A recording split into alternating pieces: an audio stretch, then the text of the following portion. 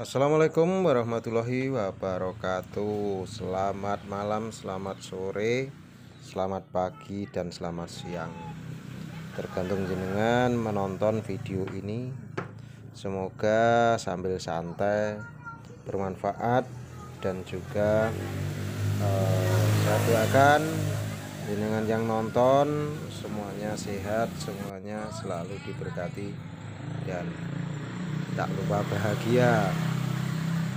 Dulur, kali ini saya ingin membawakan materi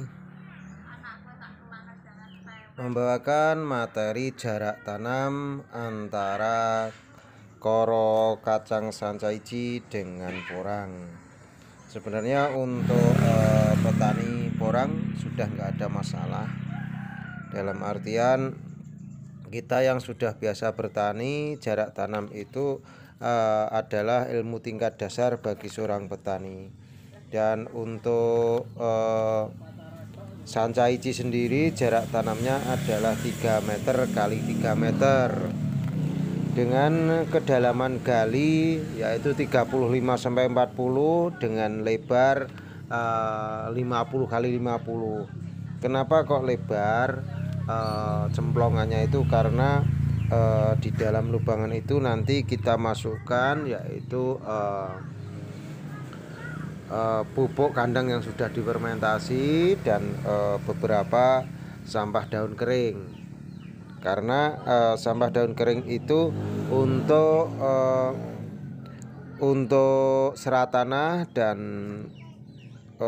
kompos fermentasi adalah untuk tingkat dasar atau untuk memenuhi kebutuhan N, P, dan K. Karena kita full organik, dan seperti juga di porang kita juga menggunakan full organik. Kenapa kedalamannya sampai 30-40? Karena si kacang sancaici ini punya kemampuan hidup lama, jadi 8 tahun bisa. Bahkan saya dapat informasi dari seorang petani juga sampai bertahan sampai 35 tahun. Jadi itu tergolong tanaman merambat yang bisa bertahan lama, hampir sama dengan yang di hutan-hutan. Begitu juga dulur, kenapa lebarnya sampai 50 itu karena membutuhkan lemah gembur atau nanti media akar dari sancaici itu daya jangkaunya panjang, dan itu di awal memerlukan nutrisi ketika masa vegetatif, masa pertumbuhan. Jadi itu sangat perlu di tingkat dasar. Untuk jarak tanam sendiri 3 meter kali 3 meter, jadi 3 meter persegi lah.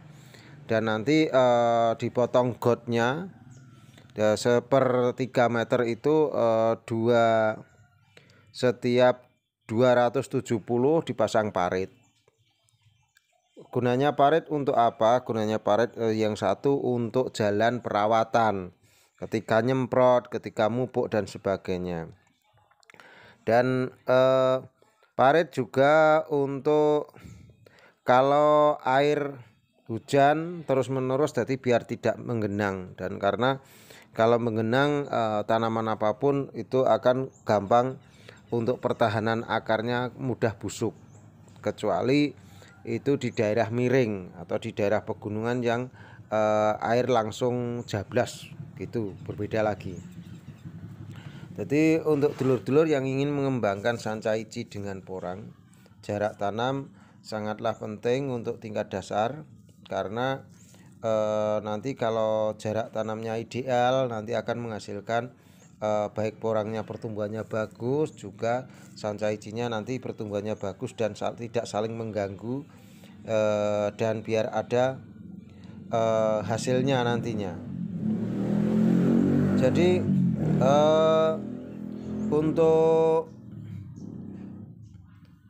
untuk apa namanya untuk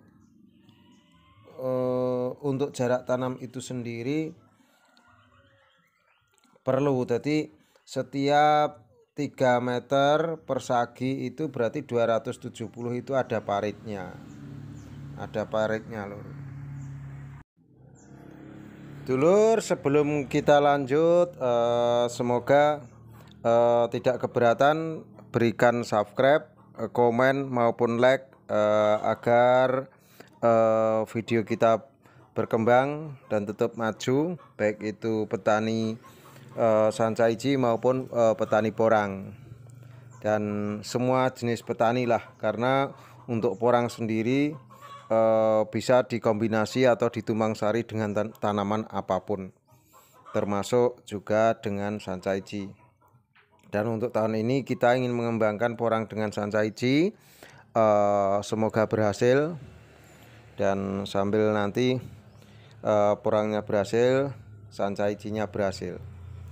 Untuk dulur-dulur yang masih ragu dengan tanam porang, bisa menghubungi kami di kontak person yang ada di nomor yang ada di deskripsi. Monggo, jangan lupa di subscribe lur. Kali ini saya ingin menyampaikan jarak tanam. Jarak tanam khusus sancaici ini adalah 3 meter. Ini 3 meter dengan kedalaman galian. Galian ini kedalamannya 35 atau 40 dengan lebar ke sini 50, jadi 50 persegi. Nanti diisi kompos yang sudah difermentasi dan dicampur dengan sampah organik atau daun-daun kering atau bekas babatan kering itu. Gunanya untuk serat dan juga pupuk yang sudah difermentasi, baik itu pupuk kohe bisa, kotoran ayam bisa, kotoran kambing bisa, kotoran sapi bisa, tapi yang sudah difermentasi. Kalau ada dicampur sekam mentah bisa, sekam bakar juga bisa, agar nanti untuk lubangan itu mendapatkan nutrisi NPK yang cukup. Jadi unsur hara dan mikrobanya cukup gitu. Karena untuk pertahanan sancaici itu bisa hidup sampai lama, atau bisa hidup sampai 8 tahun ke atas lah gitu. Bahkan saya dapat informasi sampai ke 35 tahun. Ini 3 meter dan gawangannya ini sela-selanya ini kita isi dengan porang nantinya. Jadi barisan antara kacang sancaici dan porang ini yang kita kasih huruf S ini sancaici, yang huruf P ini adalah porang. Dan ini kita fray dari posisi titik lubang ini adalah 70 ke kiri, 70 ke kanan. Baik, sekitar pangkal sancaici ini fray kanan kiri 70, maju mundur 70. Jadi ada fray 1 meter 40 itu yang fray 1 meter 40, karena itu untuk pertumbuhan akar atau nutrisi untuk khusus si sancaici itu sendiri. Jadi itu tiap titik itu fray 70, kiri kanan dan maju mundur 70. Tetapi di sela-selanya ini masih bisa dimanfaatkan, yaitu ditanami porang, dan porangnya jaraknya 50 kali 50. Jadi masih nanti genggamnya ini fray 70 masih ada isi 3 karena masih tersisa 160 cm. 160 cm itu kalau dibagi 50 bisa mendapatkan 3 baris, masih isi 3. Jadi sini isi 3, isi 3, isi 3, isi 3. Dan setiap 3 meter ini 3 meter dipotong 25 kiri kanan. Jadi setiap 3 meter titik tengahnya ada parit atau got, dan got ini 50 cm, gotnya 50 cm, dan got 50 cm. Terus juga tengah-tengahnya ini masih bisa terisi 5 baris. Jadi dalam satu gawangan 3 meter persegi, tanah Anda 3 meter persegi, itu isinya khusus sanca ijinya 4, 1, 2, 3, 4. Ini 3 meter persegi. Jadi tanah 2,5 meter kali 3 meter, karena 2,5 ini sudah termasuk 3 meter dipotong dengan got atau irigasinya itu. Jadi dengan lebar 7,5 meter persegi, itu sanca ijinya isi 4. Ini tertulis 2, isi 4 dan 30 untuk porangnya. Jadi 30 untuk porang. Karena berarti ada 34 pohon dalam 3 meter persegi. Untuk pemasangan tiang, anjang dan tali, karena ini tadi sudah fre 70, jadi ini adalah titik tiang. Jadi kita membuat kiri dan kanan dari titik itu. Jadi kita bikin 2 tiang kiri kanan. Dan ini tali bisa pakai tampar, bisa pakai kawat, bisa pakai bambu yang diulir, bisa, atau pakai bambu yang masih utuh, bisa untuk pengait ini. Dan ini ada 3, 1, 2, 3. Gunanya seperti anjang anggur.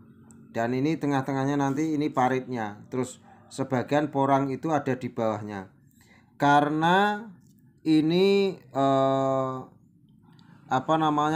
di bawahnya ada porang, dan porang itu tingginya bisa mencapai tinggi manusia atau 160. Berarti biar nanti tidak bersentuhan dengan daun, ada jarak spasi antara daun porang dan anjang-anjang.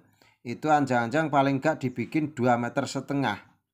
Jadi sak detik sak pengawe lah. Ketika orang berdiri tidak sundul dan agak tinggian dikit karena di bawahnya ada porang. Beda kalau bawahnya enggak ada porang, memang enggak terlalu tinggi, enggak masalah. Paling enggak 2,5 meter atau 2,70 meter sudah bagus tiangnya. Karena agak tinggi karena bawahnya ada spasi rawat porang. Dan kegunaan porang itu sendiri adalah untuk mengendalikan gulma. Dan ini nanti ada 3 tiang, dan ini ada palangan ke sini. Terus ini yang talinya ini pakai sembarang iso. Begitu dulur. Gitu dulur, semoga informasi ini bermanfaat. Petani itu bebas, petani itu cerdas. Assalamualaikum warahmatullahi wabarakatuh. Suwun.